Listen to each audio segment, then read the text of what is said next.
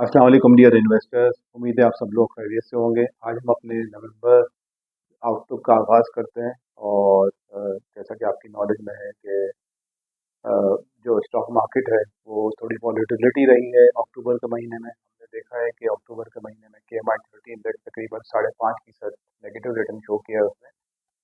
लेकिन अगर हम 4 महीने की क्यूमुलेटिव परफॉर्मेंस देखें जुलाई से अक्टूबर तक, तो 25.8% का पॉजिटिव रिटर्न है।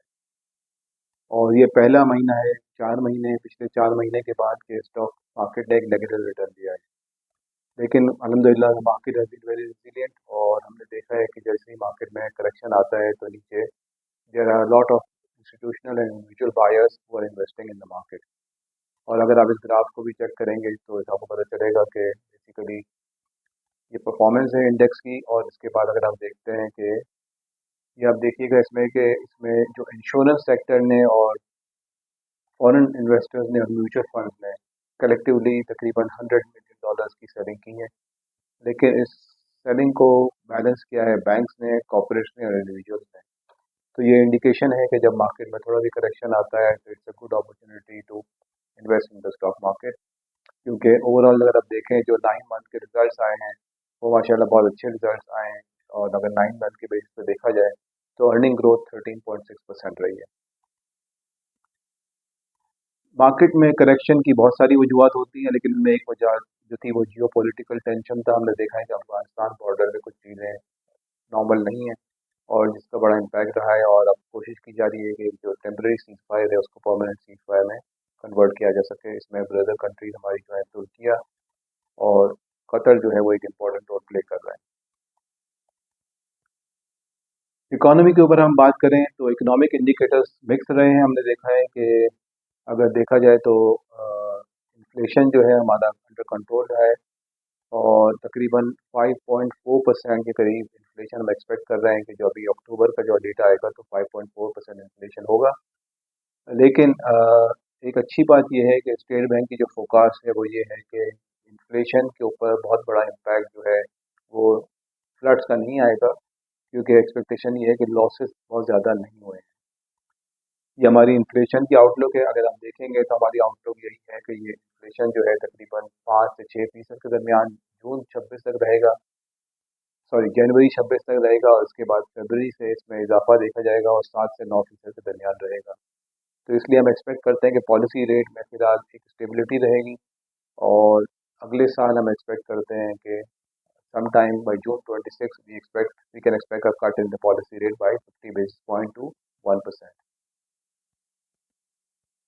पाकिस्तान की जो दूसरा इम्पोर्टेंट चैलेंज जो रहा है वो है बैलेंस ऑफ पेमेंट का। और करंट अकाउंट बैलेंस जो है वो सितंबर में it was a surprising number but it is positive by $110 million. और ये 2 महीने के नेगेटिव के बाद ट्रेड डेफिसिट हमारा पॉजिटिव, ये जो करंट अकाउंट बैलेंस है वो पॉजिटिव हुआ है। तो हम समझते हैं कि इस वक्त जो करंट अकाउंट डेफिसिट है वो 2026 का वो तकरीबन $4 बिलियन रहेगा, which will be around 1% of the GDP।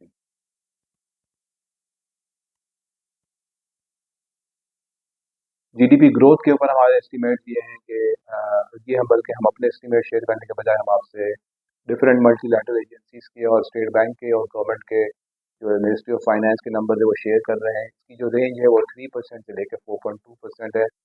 हमारी एक्सपेक्टेशन ये है कि वो तकरीबन 3.5% से 4% के दरमियान हमारा GDP ग्रोथ फैक्टर रहेगा 2026 के लिए।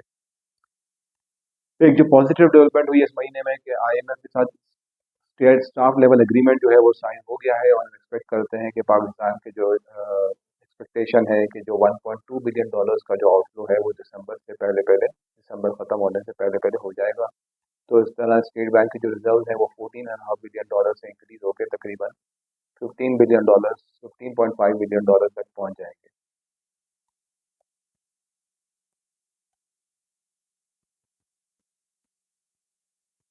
हमने कॉर्पोरेट प्रॉफिटेबिलिटी की बात कर ली, मैक्रोस की बात कर ली, अर्निंग ग्रोथ की भी हमने बात कर ली।